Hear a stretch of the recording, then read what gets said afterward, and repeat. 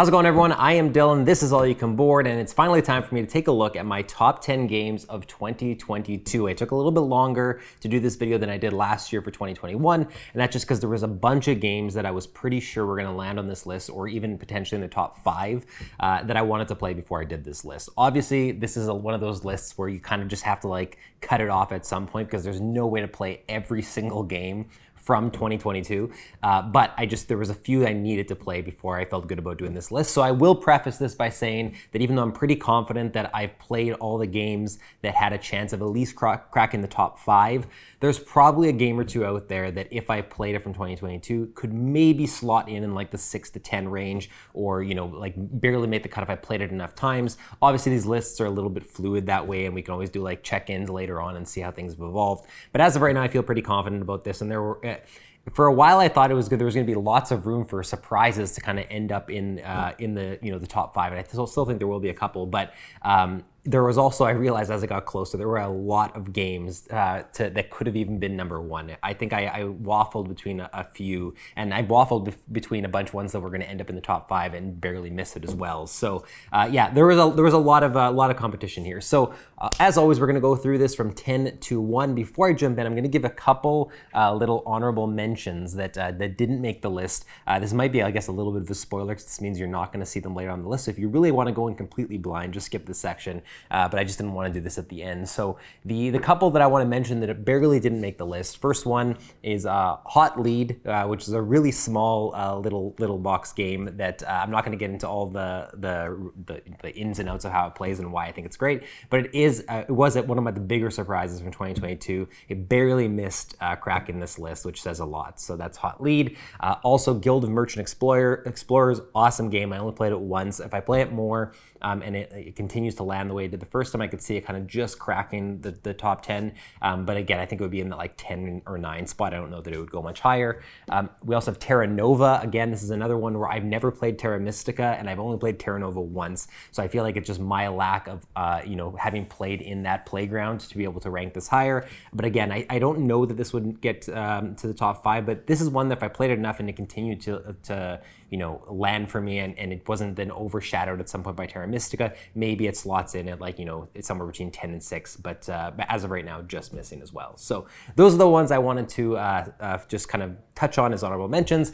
No more waiting, no more stalling. Let's jump right into number 10. Number 10 is a game I actually don't have here. Carlo owns this game, and that is Heat Pedal to the Metal. So there's been a lot of talk about this game. Honestly, the reason it potentially only comes in at 10 is just because of limited play for me. I've only played it one time, but I also don't know that it will get that much higher if it moves. It's one of those things that maybe it could slot in at 9, maybe at 8, but I don't know that it would move much higher. I'm already not racing games, I think, have the potential to be great, and I'm always open to being surprised and playing more and falling in love with them. But it's never going to be a genre that I gravitate towards, or that I necessarily go out and seek out, or that is going to be something that shoots it up to the top of my list because it's a genre I resonate with.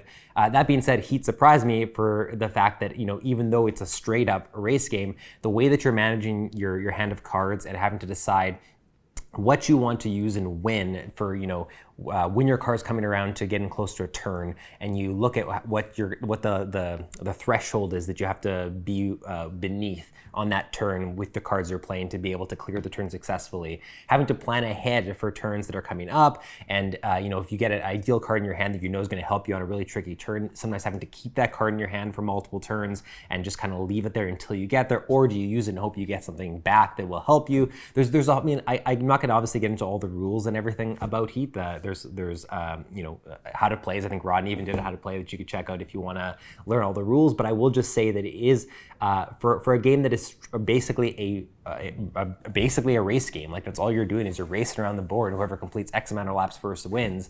There's a lot of nuance and a lot of strategy in having to decide when to use your cards, and how you're clearing out I'm gonna forget the names of everything in this game, but the heat, the extra heat or whatever it is when your engine's heating up, having to clear those out of your deck, or taking more into your deck if you think you can handle it. There's just a lot of cool strategizing, and I had a lot of fun the first time I played it. So it does barely crack in here at number 10. You should check it out if you're interested in race games especially, and you're looking for something a little bit new. It is a pretty cool one. Number 9, a game that you're gonna see the box I'm gonna put on screen here, and you're gonna be like, oh my God, there's a gigantic hole in your box. And you'd be right, there is a gigantic hole in my box, but that's okay, don't worry, all the components are fine.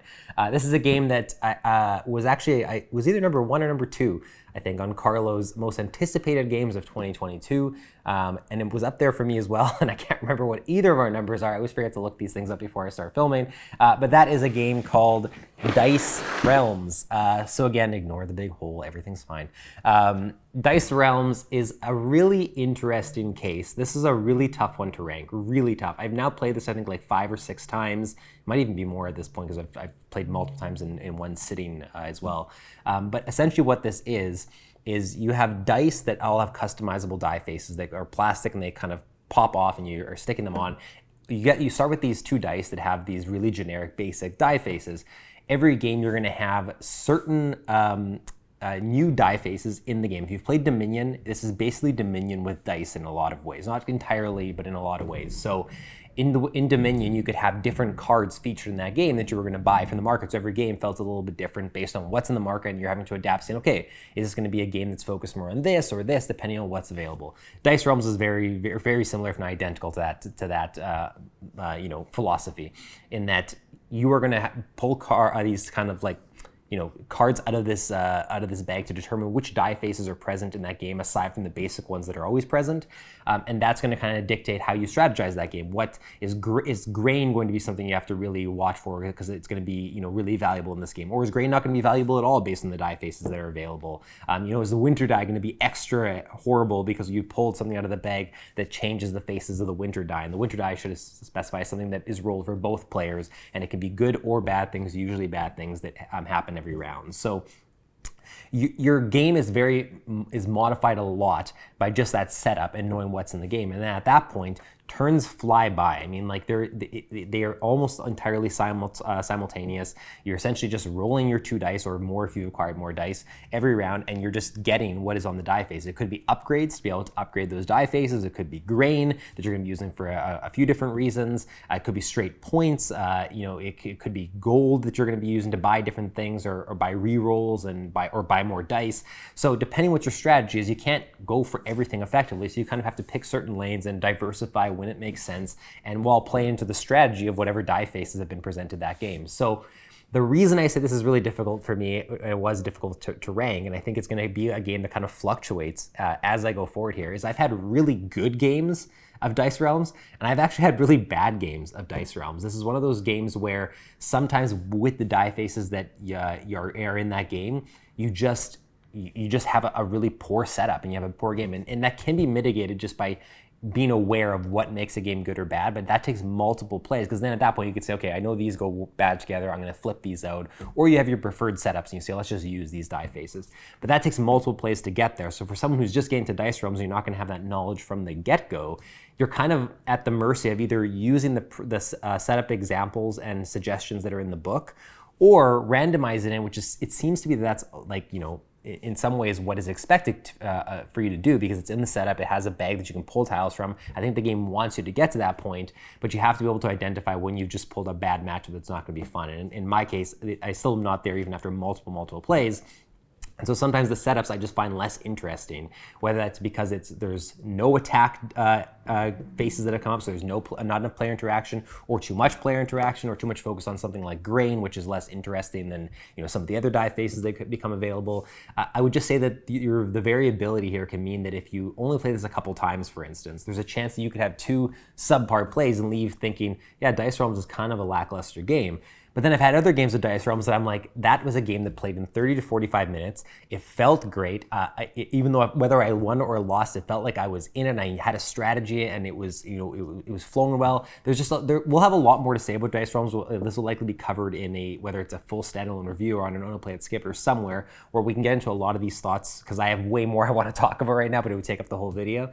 But needless to say, there's a lot of layers to Dice Realms, and I'm happy that it slots in on this top 10. It's just one of those ones that out of any other game on this list might fluctuate the most out of anything. It could drop off, it could go up, and all of a sudden be number 6 or number 5. And I don't know how many plays it's going to take for me to kind of know for sure, or if it's ever going to stop moving around. I think that in many ways Dice Realms is just going to kind of be that kind of experience. But I would say if you're interested, or if any of this sounds appealing to you, to go check it out. It is unfortunately a really expensive game. It's not something you can just say, yeah, it's $30. I'll just go buy and check it out. I think it's like $100. So you kind of have to know if it's something you want to get or not, or be able to like get your hand in a copy to play, or know someone to be able to play it. But if you can try Dice Realms, give it a shot, but hopefully give it multiple shots, because otherwise it might just not land for you on that first 1 or 2 plays, depending on what your setup is.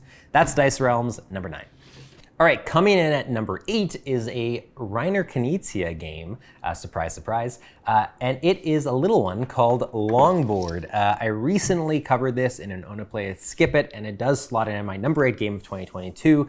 This was another, I don't want to say big surprise, because I would never be surprised that a Knizia game resonates with me, but because of the theme and because it didn't get like a whole lot of buzz, or wasn't talked about like other large Knizia games could be, or even a game like Siege of Rundar from Knizia that isn't on my list but got more buzz than Longboard did. I didn't know that it was gonna land this way for me, or I was gonna feel this strongly about it. But I think where a Longboard shines is it's a really quick playing game that has a lot of variability, not only on which cards are coming up, obviously from the deck, but also on the player count. That really affects the experience you have, as well as the goals that are the achievements that you're trying to get, the end game point scoring goals, which obviously shake it up every single time. So all that variability means that you're going to get a lot of mileage out of Longboard before you feel like you're tiring of it or anything like that. And it just has that Knizia type design that it's not super comparable to Lost Cities, but in some ways it is. And I use that comparison because Lost Cities feels tight in terms of like, there's so many things you want to do in your turn sometimes, or don't want to do in your turn sometimes, but you have to do something, and trying to figure out a Longboard what you're going to do and how you're going to strategize to get with the surfboard cards you want at the right time to be able to add them to the longboards that you're building, but not keep them in your supply too long, unless a player then is going to come in and steal it from you and add it to their supply instead. So that whole stealing surfboard cards from other players on the board is what makes Longboard great. And the surprising thing to me, almost out of anything, was that it worked that well at 2, because I figured at 2, having only one person to steal from would be far less interesting than having 2 people or 3 people to steal from. And while that still might be true, it doesn't detract from the experience all that much. I actually really, really like Longboard at 2, and I still think it's this interesting design of only having to manage one other person and what you're going to steal from them or what they're going to steal from you, but then still having to think, okay, how long am I willing to risk leaving a card out here that they might steal before I play it on my area? But if I play it now in my area, I might be playing a number 5 on top of a number 2, and then all of a sudden the 3 and the 4 are going to come up and I can't play them anymore because it has to be in ascending order and I blocked myself. So knowing when to pull the trigger on certain things and when to let it lie and hope you're okay is very Lost Cities-esque with the way that you have to kind of like manage when you're adding ascending numbers in that game as well. So that's where the similarity is. But yeah, Longboard is a great game. I really, really like it. You should definitely check it out if you haven't, or if you like other Knizia designs, if you like Lost Cities, if you like these like simple playing card games that have a lot of variability. Longboard is a really, really good one, and it's my number 8 from 2022. Okay, number 7, another game that I have talked about a few times at least, and it is a really, really good one that probably could climb from this spot, and I would not be surprised, and that is Evergreen. So Evergreen, I'm not going to spend tons of time talking about because I have talked about it. I have covered it in an Own It Play It Skip It. You can click that either if I remember to put it above, or you can just search on our channel and you'll find it there. Evergreen is sort of a spiritual successor to Photosynthesis, which is a game I really, really love. And what's funny is recently I played Photosynthesis again just on Board Game Arena. It had been a while since I played it, and I remember thinking, I think when I covered this and when I've been talking about it on the channel, that I was saying things like, I think I will like Evergreen more, but I will also like have room for both in my collection because they play very differently. They focus on, not very differently, but differently enough, and they focus on different things, with Photosynthesis all being on a shared board and Evergreen each being on individual boards, and how they manage player interaction. And after playing Photosynthesis again, I am almost certain I like Evergreen more than Photosynthesis now. I still like Photosynthesis a lot, but Evergreen just feels better when I play it. And that's for a lot of reasons. I won't get into all of them here, but in general, it's because I like the player interaction Evergreen does with the cards. I find that that's more interesting than having the shared board in Photosynthesis. It's different, but having my own player board that no one else is effect in. I get to craft it the way I want, feels satisfying without having to worry too much about what's coming in. But what I'm adding to it, which powers I'm upgrading in Evergreen, is all still centered around the fact that there is these cards that is this player interaction element of who's going to pick what cards and which card's going to be left that gets added to the main area that then dictates what every single area of our player board is worth. The main player board is divided into like 6 different biomes or 5 different biomes, and those biomes are just going to score a certain amount of points for the largest trees, I believe, based on this market or whatever you want to call it that is being affected by the players in the game, and that is whichever card does not get drafted gets added to that area, which I'm forgetting the name of, and the amount of icons that are on each of the biomes in that area dictates what everyone's going to score for in that biome. So if I know that Carlo is playing really hard into the ice biome, I can add cards that are going to lower the power of the ice area or not add cards at all to make sure that he scores less points than me in whatever other biome that I'm going for, which kind of has a Biblios feel to it. If you've played Biblios, you'll kind of know that that's what you're doing with the dice and affecting them. This one, you're not so much decreasing the value as much as you're increasing it, but there are ways to decrease it as well. But I just find that way more interesting than having that shared board in photosynthesis. On top of the fact that the production value is amazing in Evergreen, it feels so satisfying to play with all the pieces. The bonus pieces you get with the bushes and the rivers are really interesting. Knowing how hard to go into those and where to place them is really important.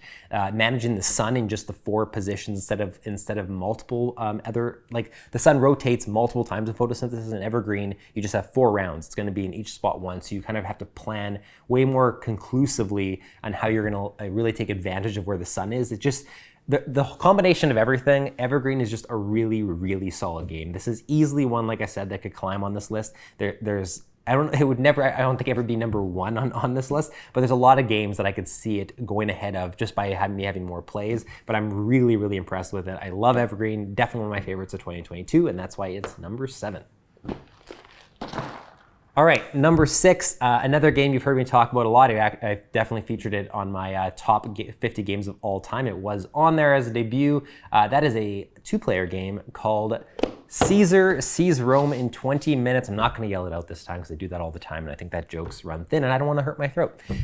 So Caesar Sees Rome in 20 minutes is a really quick 20-minute playing 2-player game that has you placing little tokens on the shared board that are on the borders of different provinces or territories or whatever they're called.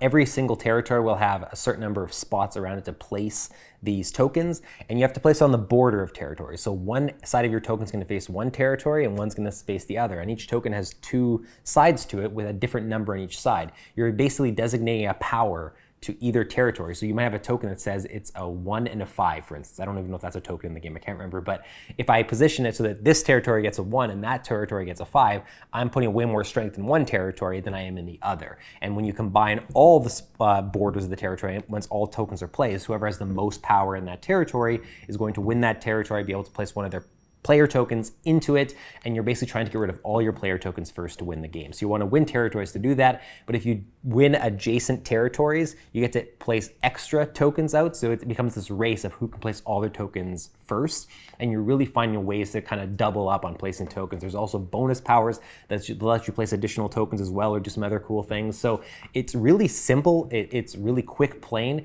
but the strategy, we've said it before, but every time we play, we want to end up doing a best of 3 because of how quick it plays, and because it just feels very satisfying to have that much strategy packed into a little game and just be able to say, okay, best of 3, best of 5, best of 7, whatever, and not feel like it's taking a whole bunch of time, but you're having fun the entire time. And there's different powers in different places. There's an expansion in the box that adds additional powers you can use as well. So there's just so much to love about Caesar. This is one of those 2-player games that's going to stay in my collection for, if not forever, for a very long time until something replaces it, because I can always guarantee that this will be one I will be happy to play and know I can kind of fit in almost any situation because of how quick it plays, as long as I'm only playing with 2. So it makes me want to play Blitzkrieg even more. And I believe there's a third one that, as soon as I was talking about this, someone in our Discord sent me a link to the third one that's coming out, which now I'm completely forgetting the name of it. Has something to do with the air, I think, or something like that. Anyways, I do want to continue to play games not only by Paolo Mori, but also just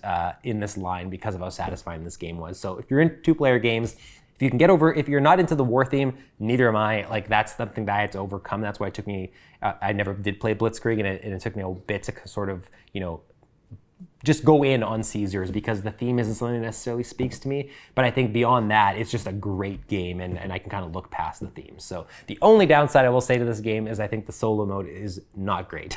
But it's honestly not a game, I don't pick this up to play the solo mode. And so I'm just putting it out there in case you see the solo mode and you're like, oh, I'll get it because I like solo games. There's better solo games. There's not many better two-player games. Maybe I'll word it that way. But yeah, great two-player game. My number 6 of 2022. All right, my number 5 of 2022, the first one in the top 5. I'm not gonna put on the table because it is a gigantic box, and I honestly didn't want to pick it up. I can just put the image here for you. Not that I didn't want to pick it up, but I have to like put games on the table to be able to be in reach without being on camera, and it's a whole thing. My number 5 game of 2022 is Oathsworn Into the Deepwood. Now, if you've watched some of our anticipated games, videos of the past, or just games where I've been talking about, or videos where I've been talking about games I'm excited about, you've heard me talk about this before. This is a large campaign game, sort of in the vein of like a Gloomhaven, but with a much stronger focus on just boss battles, like big, memorable encounters with a single boss, or with a boss and then their minions, or whatever the case may be, with us still having a town element that just plays out very differently. So I was really excited about this game. I'm a big campaign game fan as it is, so this was on my radar. I backed it on Kickstarter way back. It finally came in. I have only played a couple sessions of this, but this is one of those games that if I wait to play even half the campaign to give you my thoughts or to rank it, it won't even happen this year probably, because I have limited time. I have multiple games that I'm doing regular sessions of. It's just gonna take me some time. So I'm ranking it based on what I've played now. I feel pretty confident about where I'm placing it. I could see this dropping or even jumping depending on what I encounter later on in the campaign. And this is one of those things where for a few games on this list, you're gonna see us cover them or see me cover them again later on in the year, whether in full reviews or Own, Play It, Skip It's, or other types of feature videos where I can get into more of my thoughts and I can then tell you how they've evolved since this video. But Oathsworn is here because it does what it sets out to do very, very well. I wasn't sure getting into Oathsworn whether it was gonna, live up to some of the expectations. I think it really did. You get this town phase or city phase at the start of the game that is carried out as sort of like almost one of those point and click adventure games on a computer, but done in board game form, which I find is really interesting. So you have this smaller board at the top of your main board that is sort of a timer, and every time you go and explore a place in the city, you're going to place the token from your map onto this timer, and that's sort of like the time elapsing in the day. You have a limited amount of time to explore different locations, and you're exploring locations based on what's happening in the story. So if the story says, there's been this murder and you don't know who caused it, or people are having this dream and you don't know what the cause of the dreams are, you will take hints and clues. Someone might say, they reported seeing someone wearing all black or something like that, and you go and explore the town square, and you read in the journal, and it says someone in the town square mentions having seen someone wearing black in the alley. Then you go to the alley. Like, it's not that straightforward. It's not always just like you're following this step. I'm just using this as an example, but you're having to take different clues, sometimes multiple clues, deal with red herrings to be able to, as efficiently as possible, find, solve the mystery, figure out what you want to figure out, and that's all in service of basically getting intel on the boss that you're about to fight. And after you've done everything successfully in the city or unsuccessfully, you're going to go into the boss encounter either with information ahead of time, where you've seen potentially what you're fighting, what their special abilities are, and you can plan your deck for it.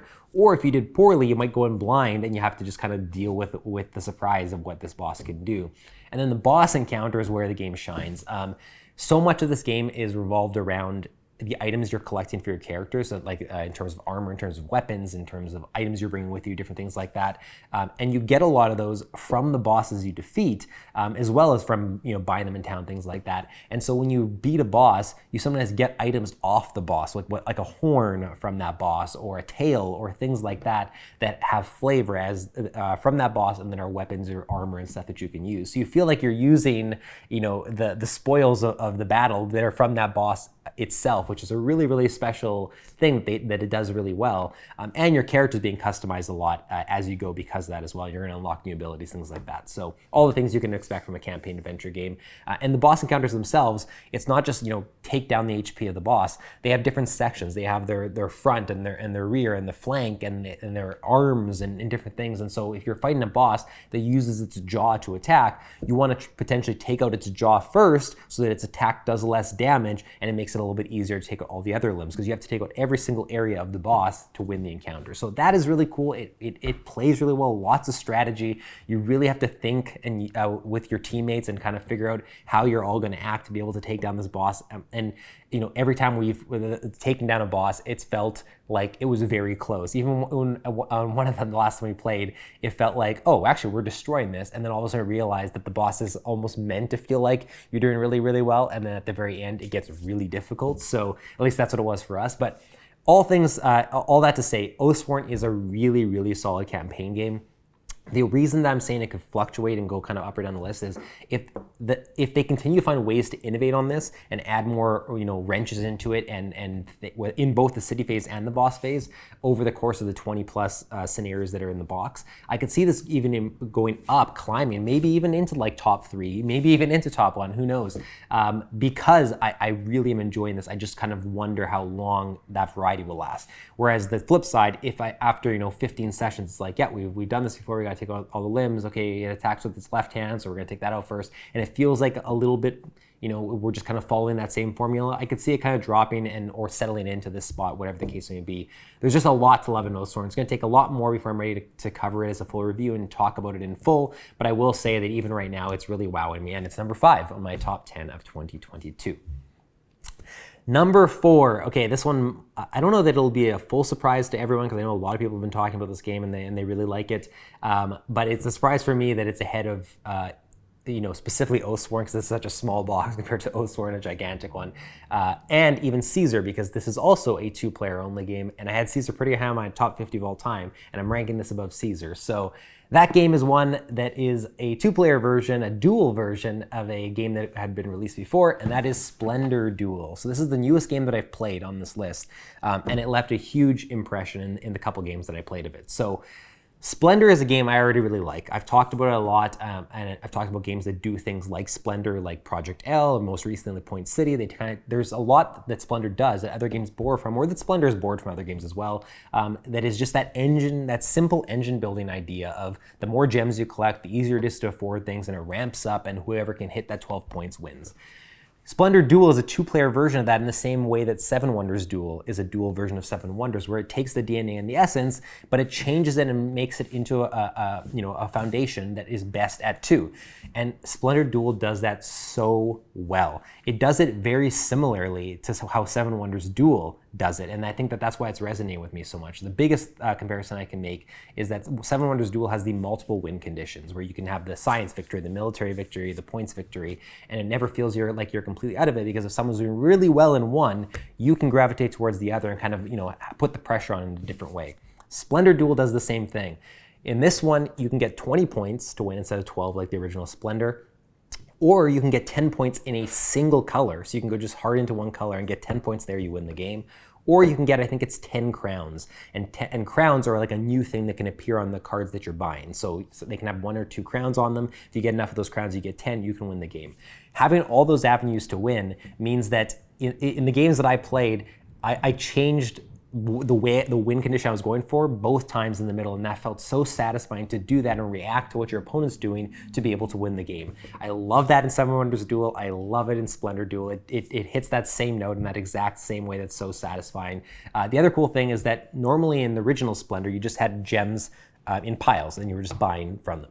In Splendor Duel, you have a board in the middle that has 25 slots, and you always have to buy 3, it can be less than 3, but the tiles that you buy, the gems that you buy, have to be adjacent to each other in a line. Either, and sorry, it always has to be a line. It can't be like I'm doing an L shape or whatever. So it can be diagonal, horizontal, or vertical, but you have to buy gems depending on how your board looks.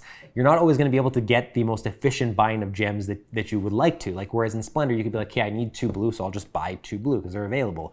This one, you could have only 2 blue gems left on the board, but they're in 2 corners, and there's no way to get it in 1 turn. So you have to kind of adjust and say, am I going to try to get this over 2 turns? If I get one, is my opponent going to see what I'm doing and take the other one? Should I get a gold gem instead? Like, that decision making and the fact that you can easily jump in and try to block your opponent as well makes that push and pull of a duel game like Splendor Duel so satisfying.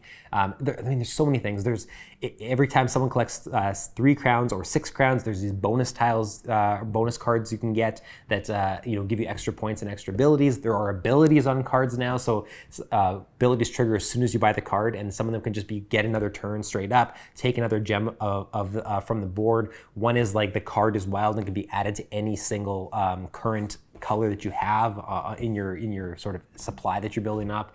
But that same essence of just buying cards to make things cheaper or free to be able to buy more expensive and better cards is still there. It's just they've improved everything around it. They've taken what I loved so much about Splendor and made a strong case for this being the definitive way to scratch that itch, is what I would say. Like, you might want to play with 3 or 4 people, and in that regard, you're going to still go to Splendor.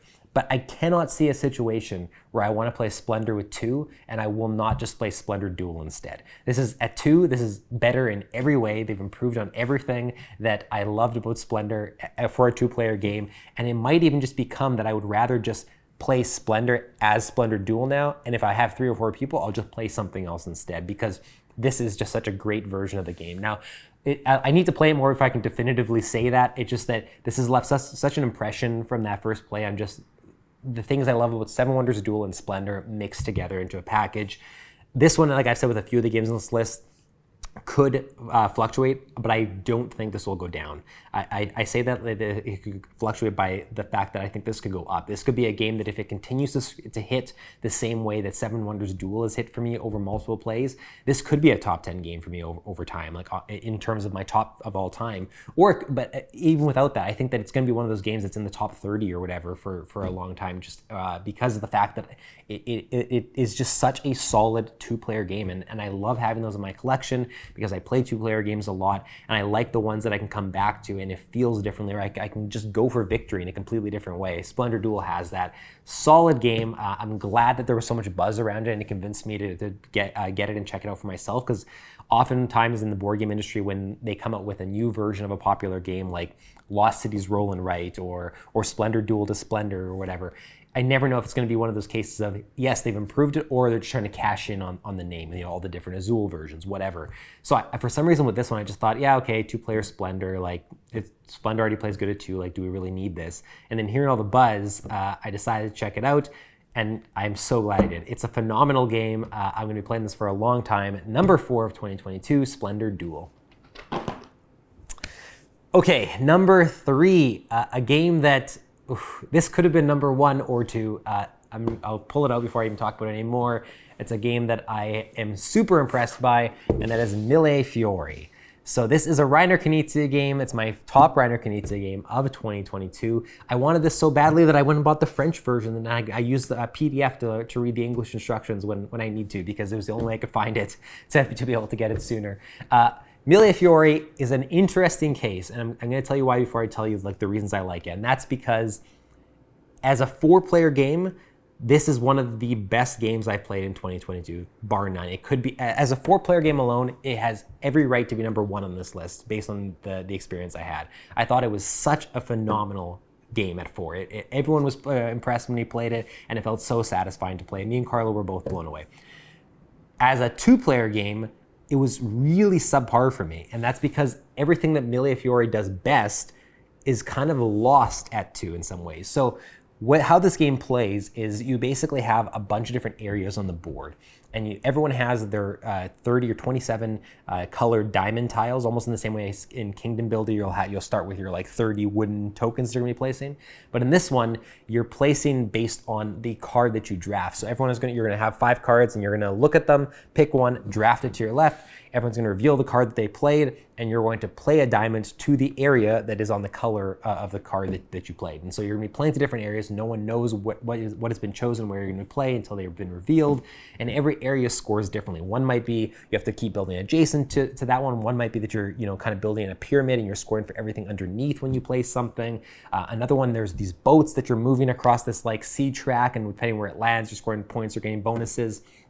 So everyone scores a little bit differently. You're going to go for it at different points, but you can never really let someone run away with one area. If you notice that someone has gone to one area uncontested 3 times in a row, they're going to start really multiplying and building up their points in some cases by a lot. And you could have them get like 5 points, then 10 points, then another 15 points just by not contesting them. So someone ends up having to contest with them, but if multiple people do it, then you end up with this kind of battle for territory and stuff. So having to jump around and place things in different territories and having multiple people blocking you and you're blocking people is really, really satisfying. And there's multiple ways to score, multiple ways to win, multiple ways to be successful or to fail. It's just so interesting every time, and the turns fly by so quickly that there's no real downtime, but you have enough time to sort of plan out what you're going to do before it gets back to you. The drafting is interesting because you can kind of see what you're passing to other players, and you might be able to guess what they're going to play next turn and prepare for it, even though you don't know what you're being passed. Every territory has a way to trigger a bonus as well. Every territory has whoever completes a certain thing on that territory first will get 20 points, second gets 15, third gets 10, fourth gets 5. And every territory, it's a different thing you have to complete. One might be first one to get all 4 symbols. One might be first one to place everything in a line horizontally, whatever. I can't get into them all because without seeing the board, it's hard to understand. But essentially, it's a race on every area. There's bonuses on every area. There's ways to score in every area. It's just such a satisfying game at 4 with that much interaction, that much fighting going on. At 2, you lose a lot of that player interaction. And when me and Carlo played it at 2, in some cases, some territories, some areas went like pretty much unused, or just like we ignored because we were doing other things. Carlo ran away with one area and there was no one else to stop him besides me, obviously. So it was harder for me to combat that. I just found it way less interesting. But so I would say this is here as a 3 and 4 player game because you need that additional player interaction. If you're only going to play this game as a 2-player game, this would not have been in my top 10 as a 2-player game, straight up. I don't even know where it would rank. I just did not overly care for it too much as a 2-player game. As a 4-player game, this is going to be one of my games that I recommend if we have 4 people on the table, almost more than most of the games in my collection based on how much fun that was. And at 3, it'll still shine as well. But those 2-player counts, this is a phenomenal game, one that I think a lot of people, if you can get your hands on it, should check out, should play. Plays quickly and pretty simply as well, but there's just so much nuance and strategy, and it's just so satisfying to play as well. So as a 3 and 4 player game, Mille Fiori is my number 3 of 2022. Okay, I waffled a lot on 1 and 2 here. It took me a lot of deliberating to land on this. Number 2, I'm not going to put on the table because it's very large. It's a campaign game. It's a sequel to what used to be my number 1 game of all time. That is Frosthaven. So Frosthaven is number 2. This is one that, again, kind of like Oathsworn, for me to be able to like fully give my thoughts on Frosthaven, it's going to take me a long time probably because I'm going to be playing this game for probably a year or 2, and then I say that because Gloomhaven took me 2 years to finish with us meeting regularly, like once a month or twice a month. We're doing the same thing for Frosthaven, so it's going to take a while before I can really say definitively, here's what my entire overall experience was. But as someone who's played 2 years of Gloomhaven and the expansion to Gloomhaven Forgotten Circles and 3 sessions now of Frosthaven, I feel confident placing it on this list and placing it at number 2. It almost was number 1 because it's landing for me the same way Gloomhaven did. There's just one game I had to rank a little bit higher as of right now anyways. But again, this is one that could be number 1, and it could all of a sudden, take over my number 1 of all time like Gloomhaven used to have, and now belongs to, spoiler alert, now belongs to A Feast for Odin. Just because of how good it is and how much it advances everything that I loved about Gloomhaven. For me, there's so much nostalgia tied to Gloomhaven because it was also about meeting with the same people over and over again and getting together and laughing around the table and carrying out the story together and all that. Frosthaven has all that. It plays into the same nostalgia, so it had all that going for it. That right off the bat, the foundation that Frosthaven had to even make it onto this list was definitely higher than every other game here. It was a guarantee it was going to be on this list unless it completely just dropped the ball in something about the design. And that's not the case. So it takes everything I loved about Gloomhaven, that decision of having your hand of cards and having to pick two in terms of the initiative that you're picking, but also the top ability and the bottom ability of one cards and how you're going to play your class effectively each scenario, as well as overall the build that you're building for it. All the unlockables, there's 17 classes, you only start with 6, so you're unlocking like 11 classes as you go. There's secrets that you don't even know you're going to be unlocking because they're in envelopes. This one has a completely expanded city phase, which is now called an outpost phase, where you're actually building up the outposts of Frosthaven. So now you're not only unlocking classes, you're unlocking buildings to be able to do things like brewing potions to take into battle, to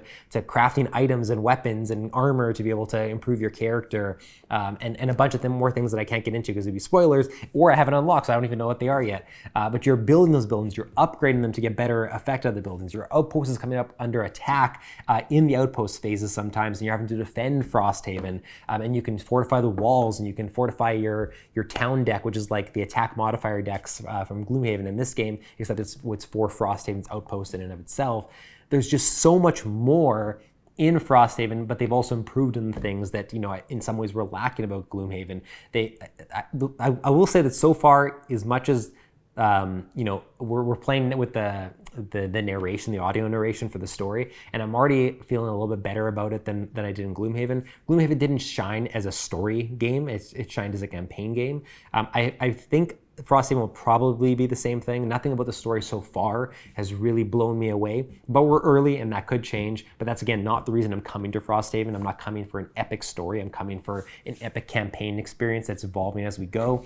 I'm playing with some great people that we're going to be playing over the course of months and months, which is really, really exciting and has me pumped just to continue to get this to the table. The classes, the starting classes seem leaps and bounds more interesting than the Gloomhaven classes, the starting classes, I should say.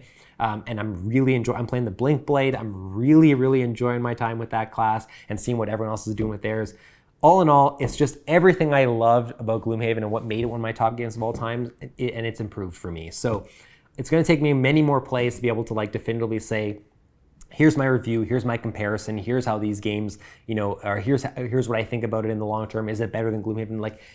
Over the entire course of the campaign, it's going to take me a while to be able to get there. But as of right now, it is definitely my number 2 game of 2022 because I am in love with it. I cannot wait to play it more, and it could be number 1 at some point if it can overtake my number 1 game of 2022, which you might know what this is because I mentioned it in quite a few videos already, and it was pretty high up as a debut game on my top 50 of all time. I love this game. It even beats Frosthaven right now, and that is Libertalia Winds of Galecrest. I knew this was probably going to be number 1, or if not number 1, it was going to be number 2 because of how I feel about it, and those feelings aren't changing. This is such a chaotically fun game. That's the best way I can describe it, is chaotically fun. Essentially what you're doing is everyone is going to start with 6 cards, and those 6 cards are going to be the same for every single player. We're all going to have the same characters in our hand to start. So you kind of know what it's possible that your opponents might be playing, but you don't know when they're going to play which card, and the hands evolve as you go, and eventually they'll start to diversify. You're all going to play a card to the top of the board or in front of you, and then reveal them, and you're going to arrange them at the top of the board in initiative order. And then going from left to right, abilities are going to trigger, and then going from right to left, abilities are going to trigger. And when you go from right to left, you're also taking tokens off the board, and those tokens are sometimes desirable, sometimes they're negative. So you have to kind of pick initiative characters based on not only their ability and when you want them to trigger, but also on which tokens you're hoping to grab or not grab. Having to manage all that while also thinking about what your opponents have in their hands, what they might be thinking, what they might be playing, what character abilities are now in play in each person's ship or on the board, and how that's going to change things, or what you're trying to stop someone from doing. There's just so much chaos, and I've played this when I got this, I remember thinking, or especially after the first one I played it at 3 players, and I thought, okay, that was tons of fun at 3, more than I thought it was going to be as a 3-player game. But 4 is probably going to be the sweet spot, maybe 5.